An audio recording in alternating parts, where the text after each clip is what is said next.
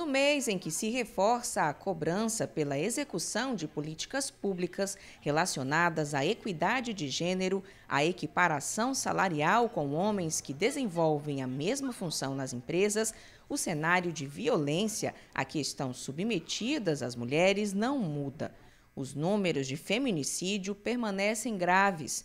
Entre 2015 e 2023, foram registrados 10.655 feminicídios no Brasil. De acordo com o levantamento divulgado pelo Fórum Brasileiro de Segurança Pública, houve um aumento de 1,4% nos casos de feminicídio no país entre os anos de 2022 e 2023. Com isso, o número de vítimas chegou a 1.463 no período, indicando que mais de 4 mulheres foram vitimadas a cada dia. As pesquisadoras apontam que esse é o maior número da série histórica iniciada pelo Fórum.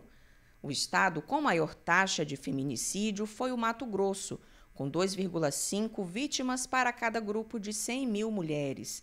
Em segundo lugar, encontra-se empatados Acre, Rondônia e Tocantins, com taxa de 2,4 mortes por 100 mil mulheres. A advogada e presidente da Associação de Mulheres Juristas do Acre explica que esse tipo de crime sempre vem antecedido de sinais. Ela é uma tragédia anunciada por quê? Porque é uma escalada, né? O feminicídio ele vai através de uma violência, não necessariamente pela verbal, mas geralmente começa pela verbal até ir atingir a física, né? E aí sim chega ao ápice da violência, que é o feminicídio. Começa a violência psicológica, patrimonial, né, que a gente chama, que ele começa a controlar todos os gastos dela, não deixa ela ter a própria renda, não deixa ela trabalhar. Então, começa com esse tipo de possessão, né, esse sentimento de posse, até chegar à escalada do feminicídio, até o ápice, né, dessa escalada de violência, que é o feminicídio. Ela afirma que dos divórcios que acompanha, dificilmente tem algum que não esteja acompanhado de algum tipo de violência e destaca que a insegurança em denunciar ainda é um empecilho para a resolução de casos.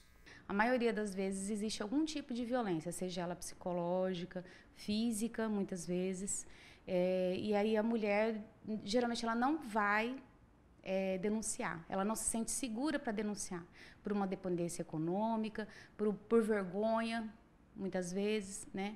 Então, aqui no escritório eu atendo muitos casos e a maioria deles não chegam às autoridades. A maioria deles, às vezes, nem faz parte desse ranking que está aí, nem faz parte desses índices que nós conhecidos, né?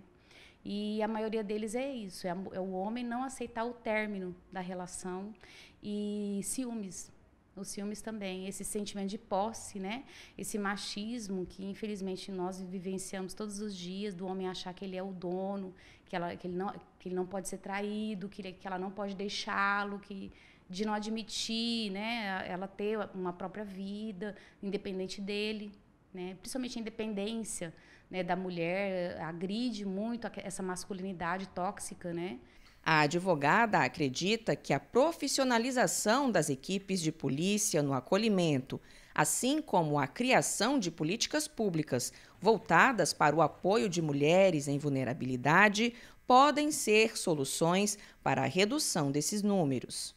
Trazer uma profissionalização dessa mulher, trazer uma independência financeira dessa mulher, para ela conseguir finalmente sair desse ciclo. E principalmente o apoio psicológico também, né? É uma equipe multidisciplinar que atende essa mulher.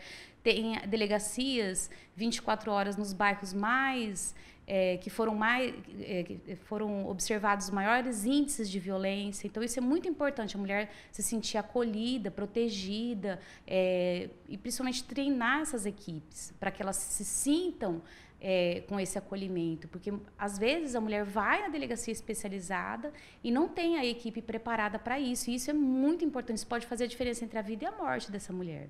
Pelos termos da legislação, a pena definida para quem comete feminicídio é aumentada de 1/3 até a metade se o crime for praticado durante a gestação ou nos 3 meses posteriores ao parto.